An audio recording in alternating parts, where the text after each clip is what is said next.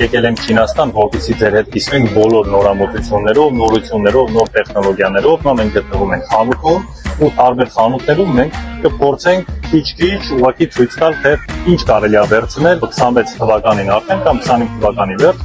ու վաճառքով նայեք այս կոֆե ինչ ապարատը հրաշ ոնց է աշխատում։ Դնեք այդ ապարատին կարակ չդնեք։ Արդեն կոֆեն դառնում է Տեսեք ուրեմն չինական խանութներում ինձ չի որ ինքը էժան է, էլի, բայց օրինակ ինքը տեսեք կարելը շատ լավ, այդպես բրենդային հագուստ է համարվում,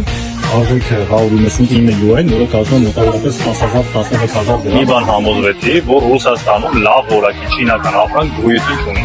Որ ապրանքին կպնում ես ուղակի, դեռ ուրիշ կտոր է։ Սրանք կարավոյ հարթակների նոր մոդելն է։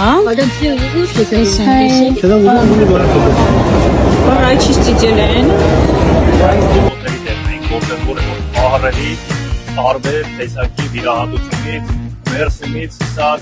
առաքիչ օրինակ եսեն, այդ ես ապարատը գիտեք ինչ է անում։ Մեքենայի ուրեմն մեքենայի վրա որ կա, ասենք ձունը, սառույց կամ ինչ-որ մի բան լինում է, դա հանում։ Դա ընդհանուր տոնավաճառ է,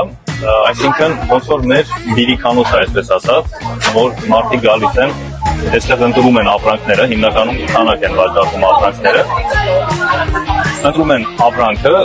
ու կարող են իրենց լոգոյով պատվիրել։ Օրինակ, այս է ես ցույց տամ ապրանքները, որոնք որ առանց իրենց էտիկետկաների են։ Տեսեք, օրինակ, այս ապրանքը ինքը